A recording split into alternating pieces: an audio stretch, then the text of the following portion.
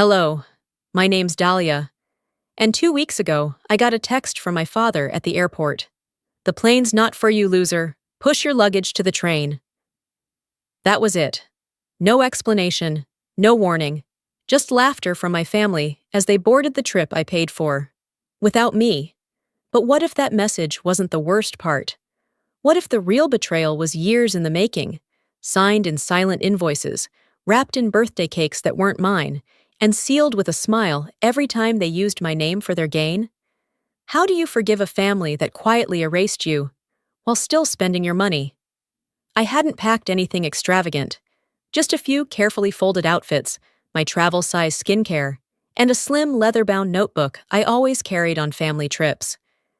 That notebook held every itinerary, flight confirmation, and dinner reservation I'd arranged for this long-awaited Napa vacation. The one I'd spent 3 months planning and most of my spring budget funding.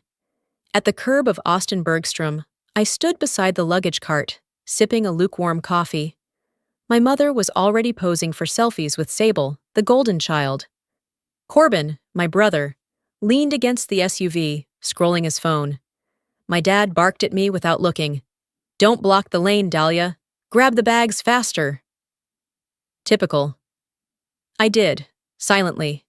We entered the airport, a blur of voices, rolling wheels, and TSA signs flashing overhead. The smell of cinnamon pretzels hung thick in the air. I didn't mind the chaos. I had earned this trip.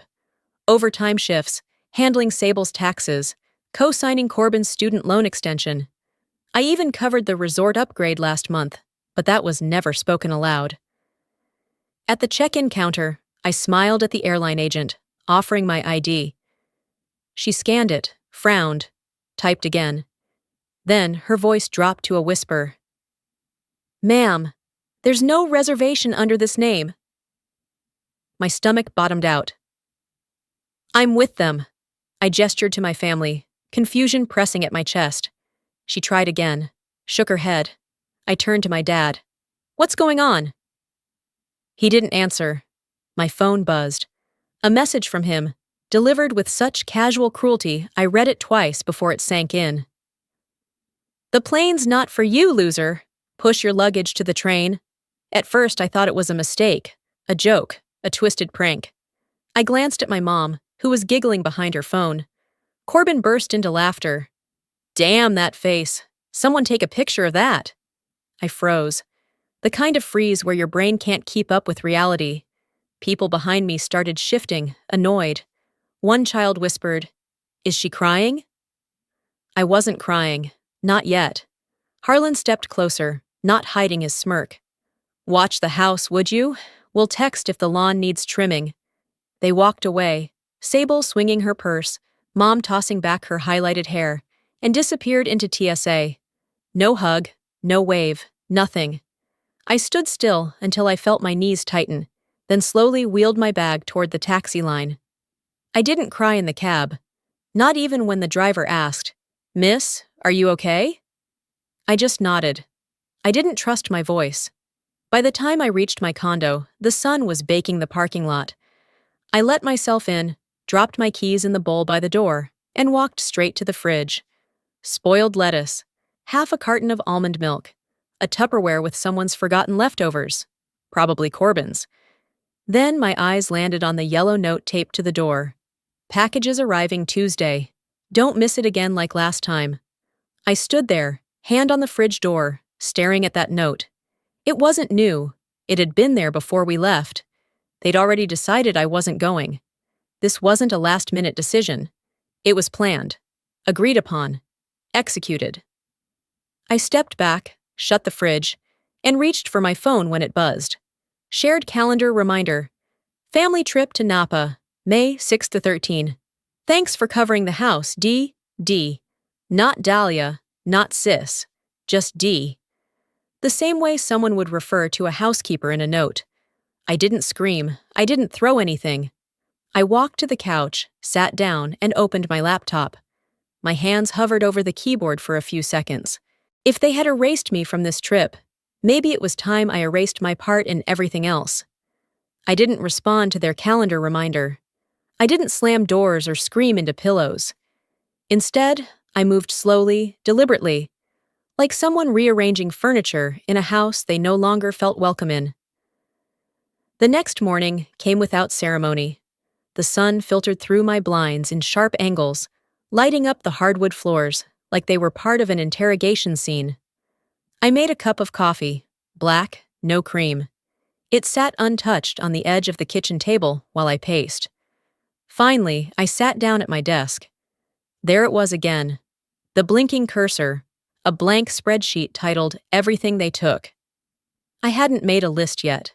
I wasn't sure where to start, so I started with what I knew, what I could prove. I logged into my main bank account. The dashboard glowed with numbers that no longer felt like mine. Tuition transfers. That wasn't new. I'd been helping Corbin stay in school after his third major switch, but the amounts had doubled. When had that happened? Next was the golf club fee, my father's. I had agreed to cover it one year, during a rough patch. That was 4 years ago. Still active. Salon charges from Vera's stylist. I had assumed that was a birthday treat, once. Now it showed up monthly. None of them had ever asked. No, do you mind? No, we'll pay you back. Just assumption. Like I was a line item in their personal budget. I scrolled down. 2 entries caught my eye, both unfamiliar. Sun Smart HVAC Home Credit, 8,004. Chase Sapphire Preferred. Balance, 5,017.87. I didn't open either account. I would have remembered. I clicked on the HVAC link and scanned the approval documents. The borrower, Dahlia Elise. The cosigner, blank. The address, my parents' house. I exhaled slowly, as if I could push the rage back down through my lungs. I clicked on the Chase account. Approved 2 months ago. Charges included electronics, wine orders, and a hotel booking in Dallas. None of which I'd touched.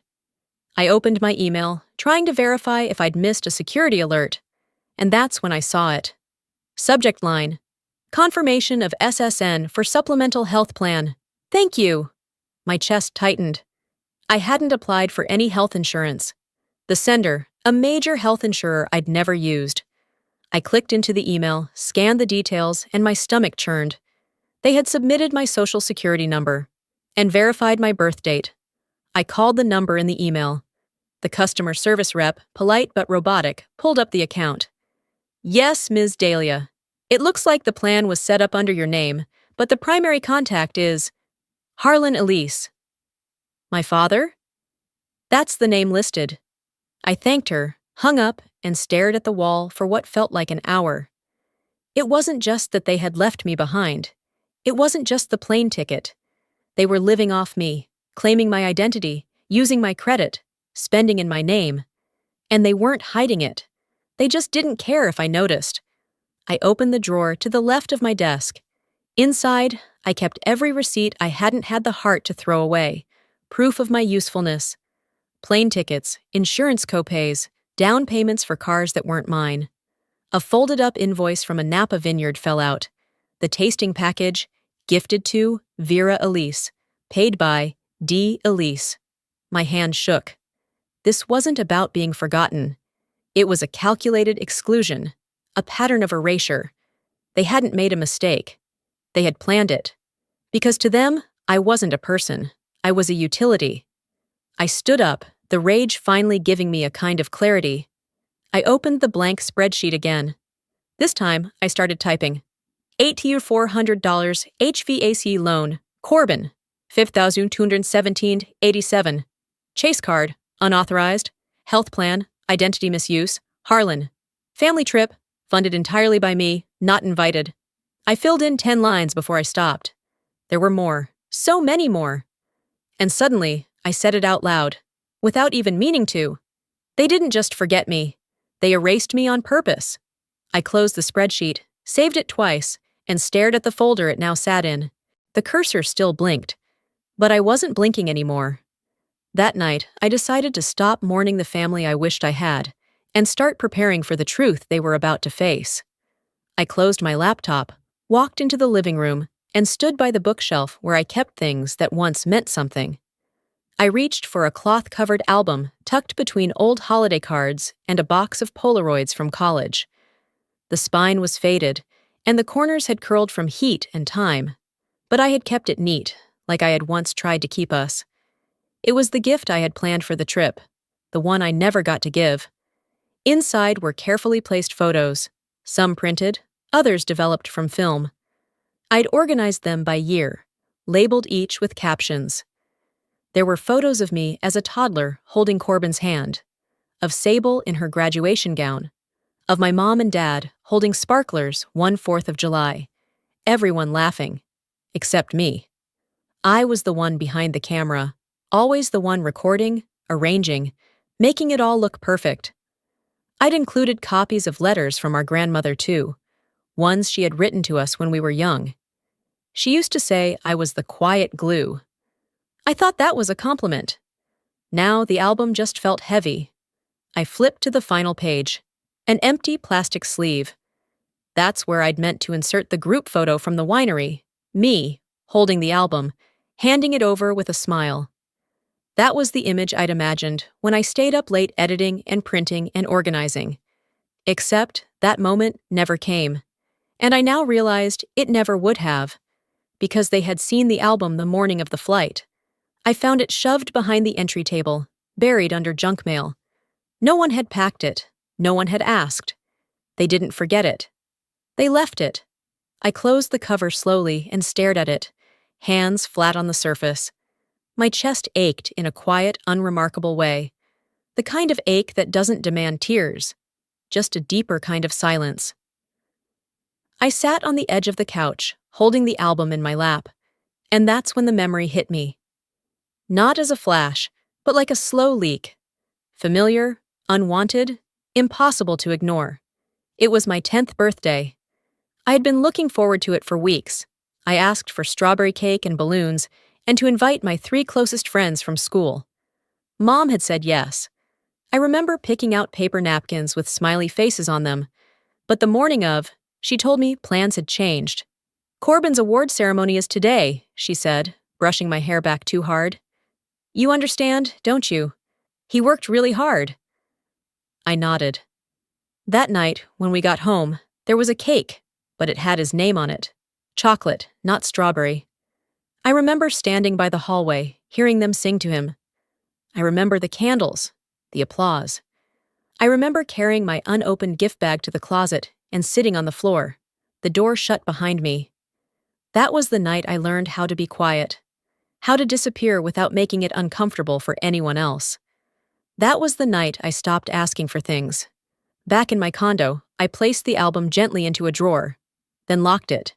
They didn't deserve it, not anymore. I stood, poured myself a glass of water, and walked to the window. The rain had started. A slow, steady rhythm tapping against the glass, not dramatic, just persistent, like it had no intention of stopping. I checked my phone. A reminder flashed across the screen. Family Napa trip, May 6th, 10 a.m. wine tour. I held the phone for a long moment, staring at the words. I wasn't surprised they hadn't removed me from the reminders. I was still their default setting, even in exclusion. I hit delete. Then I whispered, barely audible even to myself, I'll give them something to remember. I meant it when I whispered those words, but meaning something and acting on it are 2 different beasts. And the next morning, as I slid my keys off the hook and slipped into my sneakers, I realized I wasn't just cleaning up loose ends. I was closing a chapter. The drive to my parents' house was muscle memory. Every turn, every traffic light, every pothole I'd learned to avoid over the years. But today, the route felt unfamiliar, like I was headed somewhere I no longer had a right to be. The sun was already beating down, a Texas spring pretending to be summer. Birds chirped without urgency. Everything looked normal. That was the part that hurt most. I pulled into the driveway and paused. The house stood still, pristine, blinds perfectly tilted, porch plants watered. Nothing screamed, "You're not welcome here," but it didn't need to. The silence was enough. I unlocked the front door and stepped inside. Same scent of vanilla candles and floor cleaner. The thermostat still set too low, just like Dad liked it. I listened for any sound, maybe the whir of the dishwasher, the faint hum of the laundry machine. Nothing. It was too quiet. I walked past the entry table, my shoes echoing faintly against the tile. The living room came into view, and I stopped cold. Above the mantel had always been the photo I had printed and framed myself, our beach trip to Corpus 2 summers ago. The trip I'd paid for, booked the Airbnb, handled the deposits, even packed the extra cooler because Dad hates warm soda. In that picture, we stood together, all 5 of us, with wind-blown hair and sunburned noses, arms awkwardly around each other. That photo was gone. In its place hung a newer canvas, sleek, filtered, overproduced. The same faces minus 1. Harlan, Vera, Corbin, Sable, no Dahlia. The spot where I'd stood in the original image had been replaced with sky and waves, cropped with such precision it made my stomach turn. I stared at the wall, numb. They didn't replace me. They erased me. I turned and walked slowly to the kitchen. My hand trailed along the counter, clean, clutter-free. Then I saw the paper taped to the refrigerator. Family welcome back BBQ. Saturday, 3 p.m. Guest list. Neighbors, church friends, some cousins. No mention of me. Not even a bring a dish next to my name. I opened the group chat on my phone. They were still in there. Corbin sending memes, Sable sharing recipes she'd never actually cook. I stared at the thread for a beat, my thumb hovering. Then, with one tap, I left the group. I set the phone on the counter. It didn't buzz. No alert. No, why did you leave? Not in the next minute. Or the next hour. I wandered the hallway, pausing at the bedroom door that used to be mine. It was a guest room now, tastefully beige, throw pillows arranged like no one would ever sleep there. My name no longer lived here. Back in the kitchen, I poured myself a glass of water and stood by the sink. 3 hours passed. I scrolled through emails, paid a bill, answered a work message, checked again. Still nothing. I picked up my phone one more time. Empty. They didn't even notice I was gone. I whispered, barely audible. I never belonged here. And somehow, that truth didn't sting. It settled. I walked to the front door, opened the small drawer on the entry table, and retrieved the spare key. I stood there for a long moment, palms sweating slightly as the metal pressed against my skin. Then, I stepped outside, walked to the mailbox, and dropped it in. The clang of the mailbox flap echoed louder than it should have. As I locked my car and pulled away, I didn't check the rearview mirror. I didn't look back. I didn't need to. The silence after I dropped that key in the mailbox didn't last. I barely made it back to my apartment before my phone lit up. Dad? The screen flashed like a siren, pulsing. I didn't answer. I watched it ring until it stopped, then waited. A minute later, the voicemail notification appeared. I stared at it for a while before pressing play. Dahlia, you're being dramatic. It was a joke, okay? Just a bit of fun before the flight. You always take things too seriously. We love you, but honestly, lighten up. I replayed it. Once. Twice. His voice didn't sound angry, just tired. Like I was the one who had disrupted something peaceful. Like I was the problem. Each word chipped away at whatever restraint I had left. I muted my phone and sat on the edge of the bed, staring ahead at the wall. There was no picture of my family there. Never had been. I thought about the wall in their house, the one that used to hold all of us, now scrubbed clean of my existence. They weren't just moving on. They were replacing me. I walked into the living room and flipped on the small lamp beside the couch. The dim orange light settled like a sigh over the furniture. I played some low jazz on the speaker, something familiar, warm, grounding. Then I opened my laptop. The spreadsheet I'd started the night before was still open. Everything they took. I added more. June 2021, summed $800. Corbin's dental surgery. December 2022, $4,500. Sable's credit card settlement, via mom. March 2023, $2,200. Advance for the trip. Lodging, meals, wine tour. That last one hit me differently. I hovered my finger over the mouse, then clicked into the transaction logs. The total cost of their Napa trip? Every penny came from my account. Flights, paid, hotel, paid, wine tastings, car rental, and the surprise anniversary dinner for mom and dad? All funded by me. Quietly, automatically. Because at some point I had offered to handle it, temporarily, while their points cleared, and they never looked back. I clenched my jaw. No wonder they looked so relaxed in those vacation pictures. No wonder they could afford to laugh while I stood alone at the check-in counter, like a discarded extra. They had never planned to pay me back, because in their eyes, I didn't need thanks. I existed to make things easier.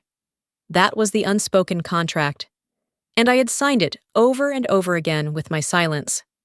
Until now. I opened my voice memo app. I didn't know what I was doing at first. Just instinct, I guess. I pressed record and spoke. My name is Dahlia Elise. I'm 34 years old, and I've spent the last decade mistaking manipulation for love. I paused, took a breath, and continued. My parents told me that family comes first, that you show love through sacrifice. So I did. I paid. I covered. I agreed. Every time they needed something, I said yes, because that's what you do when you're loyal, when you care. Another pause. My voice cracked, but I kept going. But I see it now. I see how I was convenient, how the more I gave, the more invisible I became.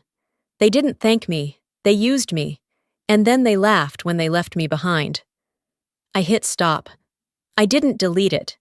Instead, I saved the file and named it Truth Draft 1. It wasn't for them.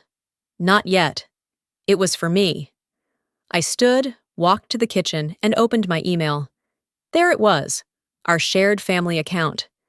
I hovered over the folder for a second, then right-clicked. Rename. Do not use inactive. Next, I sent myself a message. Subject line. May 9th. Declaration of Financial Independence. The body? Blank. No explanation needed. I exhaled slowly, then leaned against the counter. The apartment was still quiet, jazz playing softly. The smell of chamomile tea I'd forgotten I made. My phone buzzed. A calendar notification. BBQ prep. Dahlia brings dessert? I laughed. Not loudly, just enough to surprise myself. They really hadn't noticed a thing. Not the missing key, not the left group chat, not the unanswered call. They still expected me to show up, smiling, with a pie in hand, like nothing had happened. That laugh, sharp, short, echoed in the room. It didn't feel like mine. Let's see if they notice now, I whispered, dropping my phone face down on the counter. This time, I wasn't going to ask for respect. I was going to take back what they never intended to give. That laugh, empty as it was, lingered longer than it should have. I turned off the jazz, dimmed the light, and sat in the dark for a few moments, just letting the quiet swell around me. Morning came without ceremony. The city was waking up, soft traffic sounds rising from the street below. I moved through my apartment as if on autopilot. Shower, coffee, no toast. I wasn't hungry. My focus was clear, sharp. It was time. I had no grand plan that started with spreadsheets or speeches. It started with one text. A mistake. At 8:23 a.m., my phone pinged with a message I wasn't supposed to see. It came from Corbin, but clearly meant for Sable. Don't worry, she's too soft to actually cut us off. Let her pout. I read it twice. Then again. Let her pout. I set my phone down gently, like it might explode. I didn't scream. I didn't reply. I didn't even save the message. I just stared at it until the screen dimmed on its own. They hadn't just dismissed me. They expected me to come crawling back. They were confident. They thought they had me figured out. I walked to my desk, sat down, opened my laptop. Let's see how soft I really am. I started with the tuition portal. University of Texas system. Corbin's account. Linked to my checking. I clicked into it, removed my payment method, and typed a brief note into the portal. Please contact your direct sponsor. Financial support has been withdrawn. Next. Health insurance. I logged in, navigated to the policy dashboard, found the plan with my SSN tied to my father's supplemental coverage. One click. Terminate authorization. Done. Netflix, Hulu, Amazon Family, shared cloud storage, phone plan, credit union secondary card. Click, click, click. I moved like someone defusing bombs. Each cancellation felt like a stitch torn out of my own skin, but cleanly, with purpose. No text, no warning, no explanation, no, I'm sorry, but they'd never given me that courtesy. They didn't deserve it back. I opened the credit union site again and checked for any recurring payments tied to my accounts. There were 5 I didn't recognize, all active. I froze them one by one. I paused at Corbin's name next to a streaming service he loved, one I had helped him sign up for while he was in between jobs. Let him pout, I whispered. By noon, the digital umbilical cord had been cut. No more free rides, no more borrowed identity. I stood up, poured a second cup of coffee, and sat back down as the first alerts started coming in. My phone buzzed once, then twice. Then it didn't stop. Tuition payment declined. Policy status suspended. Payment rejected. Netflix premium. Corbin texted first. Hey, something's wrong with my card. I didn't respond. Then Sable. Did you cancel the cloud drive? I can't access Mom's photos. I stared at the screen. Photos they cropped me out of. Still nothing from Dad. Or Mom. Until the group chat changed titles. From Family, all caps, to Family Chat, no Dahlia. Then I got a new invite to a different thread. Family Core Group. No invitation, just the name staring back at me. I smiled bitterly. I scrolled back to the top of the chat history, read the old messages, my confirmations, my transfers, my, no problem, I'll cover it. How polite I had been. How invisible. I closed the chat, muted notifications, and turned the phone face down. I returned to my laptop one last time and pulled up my autopay dashboard. Every account they'd once leaned on, deleted. I redirected all charges to my new private checking account, one they didn't know about, one they couldn't touch. Then I did something I hadn't done in a very long time. I closed the laptop, not just the lid, the chapter.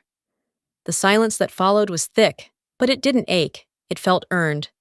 I took a long sip of my coffee, let them feel what absence tastes like. Just as I leaned back into my chair, savoring that first true breath of peace, the doorbell rang.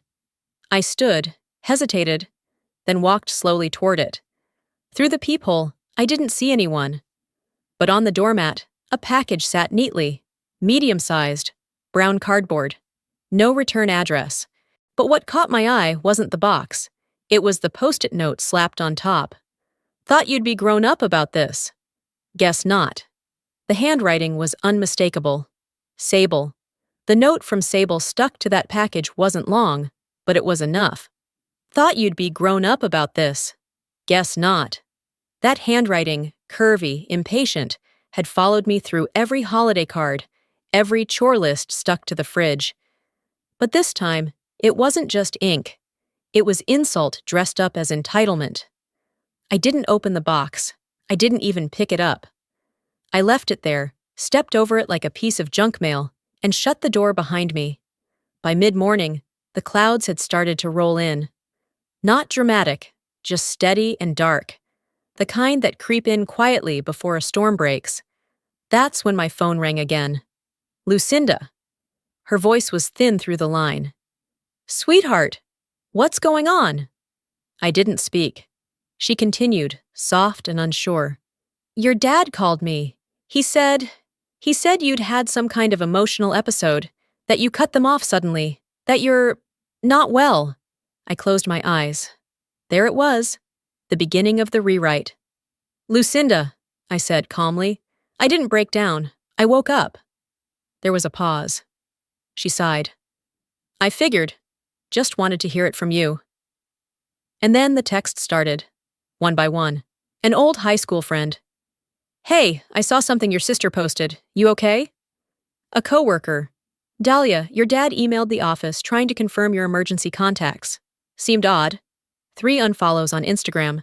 2 pity likes on an old post of me smiling in a cafe. The digital version of strangers awkwardly avoiding eye contact in a grocery store. It was happening. The whisper network had turned loud. They were painting me unstable. The ungrateful daughter. The one who couldn't take a joke. Who flipped without warning. A liability. By noon, I couldn't breathe in my own apartment. The walls felt smaller, the air heavier. I grabbed my keys and drove. No music, no destination. I just drove until my hands stopped trembling. I ended up on Lucinda's porch in Waco, like I used to when I was younger, and needed space, but didn't know how to ask for it. She opened the door before I knocked. "Come on in," she said, already heading to the kitchen.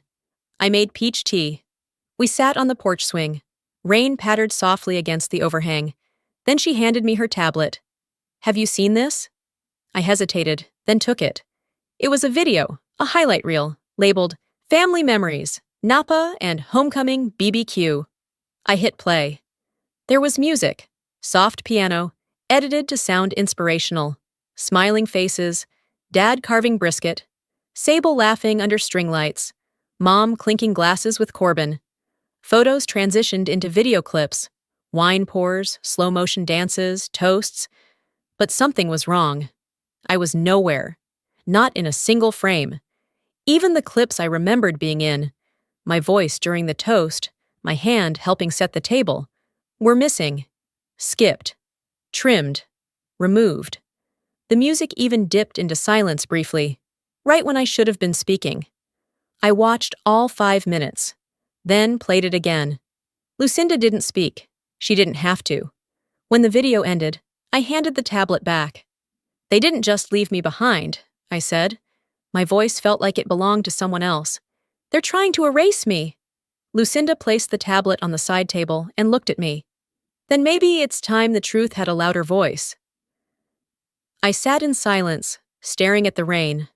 No yelling, no planning. Just the heavy certainty that I had nothing left to protect. Later that evening, I sat in her guest room with the door slightly ajar. The walls smelled faintly of lavender and old books. I opened my phone, found the voice memo app, and hit record. No script, no rehearsal. "My name is Dahlia. I was born into a family that believed love was obedience. That service was silence. That value meant keeping your mouth shut and your wallet open." I took a breath. And I went along with it, for years, because I thought that's what good daughters did. I spoke for 6 minutes. Calm, specific, factual. Every dollar, every favor, every erasure. When I finished, I sat back and let the silence wrap around me. Then my phone buzzed. One text. From Sable. "You need to stop, now." I smiled. Not because it was funny, because it was predictable. They had taken everything they could, and now they wanted to take my truth too. But this time, I didn't freeze. I picked up the mic. I pressed upload without blinking.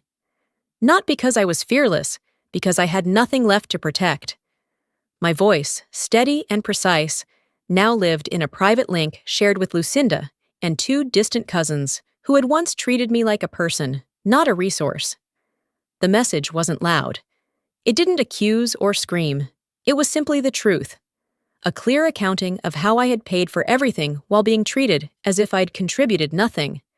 Dates, amounts, statements, screenshots of the wine tour receipt, the insurance confirmation under my name, the tuition transfer receipts labeled "From D. Elise." There was no drama, only documentation. I didn't wait for replies. I didn't check the inbox. I closed the laptop and poured myself a glass of water, feeling my hands shake only slightly. Just after sunset, there was a knock at the door. This time, it wasn't drama dressed up as concern. It was Lucinda, holding a yellowed envelope in her hands like it might crumble if handled too roughly. "I found this in a box of old books from your grandmother's house," she said, voice gentle. "I think she meant it for you, but, well, Things got buried. I took it with both hands. It was sealed, the handwriting unmistakable. Inside was a single sheet of paper, folded into thirds. Dear Dahlia, by the time you read this, I hope you've stopped making yourself small to make everyone else more comfortable. You are not difficult. You are not wrong for needing space or asking questions. You are the heart of this family. Even when they forget, remember, I saw you. Love you forever, Grandma Ruth. I read it twice before the tears came, not out of pain, but out of relief, of being seen, even in absence. That letter did what no apology from Harlan or Vera ever could. It reminded me I had been real. I had mattered. I spent the rest of the night in quiet. No TV, no music, just the wind brushing past the window and the weight of knowing I was finally free to let go. The next morning, I printed a check for the last bill they had left unpaid. Sable's car insurance, which had come out of my account every month like clockwork. I folded it neatly into a white envelope, along with the spare key I had retrieved from the mailbox. I included one note, just one sentence. From now on, my name funds no one but myself. Late afternoon, I drove to my parents' house for the last time. It was strange how familiar every corner of that neighborhood still felt, even as I knew I'd never return. I didn't knock.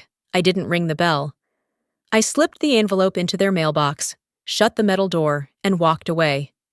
Not a single step faltered. Not a single glance over my shoulder. There was no performance left to give, no more proving my worth. Back at my condo, I opened my accounts one final time.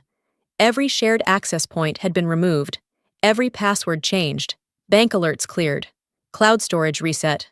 They could not touch me anymore. Then came the final shift. The family group chat was gone. Not archived, deleted. My number no longer listed. No texts, no calls, no memes, no guilt trips disguised as inside jokes. Just a perfect, quiet vacuum. I breathed in. It wasn't peace from them. It was peace from needing them. That night, I curled into bed without checking my phone, without rehearsing a comeback or expecting a blow. I simply rested, my grandmother's letter under my pillow. As I drove to the store the next day, planning to open a new account under my name alone, the voicemail icon blinked. I ignored it. It didn't matter what they had to say anymore. For the first time, my voice was louder. The world was quieter now, not because they had changed, but because I had. 2 weeks had passed since I uploaded the recording. I hadn't shared it publicly. I didn't need to.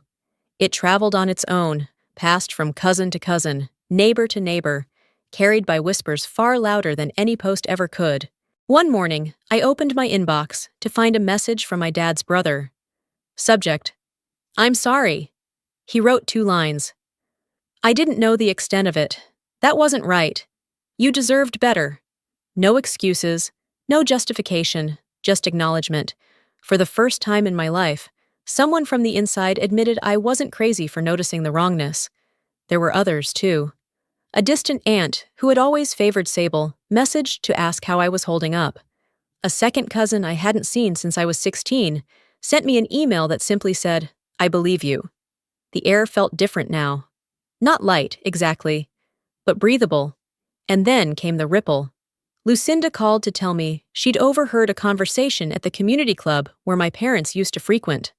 Harlan had shown up, furious. His card declined at the bar. Someone had made a joke. He hadn't laughed. Vera had stopped attending yoga. According to a neighbor, she told everyone she was taking a break to recenter. Lucinda said it plainly. No one's buying it. Corbin's University called the house, asking for updated financials. Apparently, his tuition was overdue. His voicemail to me was polite, overly cheerful. Hey Dahlia, just checking in. Hope all's well. No pressure, but if you get a chance, maybe we can talk. I didn't reply. Then there was Sable. She posted a quote to her Instagram story, white cursive over a hazy ocean background. Forgiveness isn't about them, it's about freeing yourself. No caption. Comments turned off. It was the social media version of a sideways apology. Not to me, of course, but to her audience, her followers, the ones who didn't know what the wine tour had cost, or who paid for it. I didn't care. I wasn't looking for reconciliation. I wasn't waiting for an apology that would never come. So I did what I should have done years ago. I took the old photo album, the one with all the trips I organized, the birthdays I paid for, the holidays I held together, and I drove to Grandma Ruth's grave. The cemetery was quiet, the grass trimmed, the breeze soft. I sat beside her stone, knees folded, album on my lap. "I won't carry this anymore," I whispered. "Thank you for seeing me." I didn't cry. I just breathed. For the first time in months, it didn't feel like something was stuck in my throat. I left the album there, leaning against the stone. Someone else could hold the memories now. I was finished. That weekend, I started my new job, a nonprofit that helped women get out of financial abuse. My role was simple: teach them how to reclaim access, build credit, close the accounts no one told them they had. The work wasn't glamorous, but it was meaningful, and I showed up whole. My bank account now held only my name. No co-signers, no hidden beneficiaries. I opened a new phone plan, one line, no family bundle, no more group texts with snide jokes, no more automated requests for money, just my name, Dahlia Elise. Not D, not kiddo, not the quiet one, just me. On Sunday afternoon, I took a walk through the neighborhood park. The sun filtered through the branches overhead, casting soft gold patches across the grass. Birds chirped, not as a soundtrack, but as background to something steady and still. I sat on a bench and watched a child, no more than 4, run across the grass, arms flailing, giggles loud and uncontained. She turned, eyes wide, calling, "Mama!" as she crashed into her mother's waiting arms. I didn't envy them. I didn't ache. I smiled. I wasn't angry anymore. I was just free. Sometimes the hardest part isn't walking away. It's realizing you should have done it a long time ago. Dahlia's story reminds us that silence can be mistaken for consent, and loyalty shouldn't mean losing yourself. When you set boundaries, some people will call it betrayal, but maybe they never truly cared for the real you. Have you ever had to cut ties with family to protect your peace? Share your thoughts below, and don't forget to subscribe for more stories that hit close to home.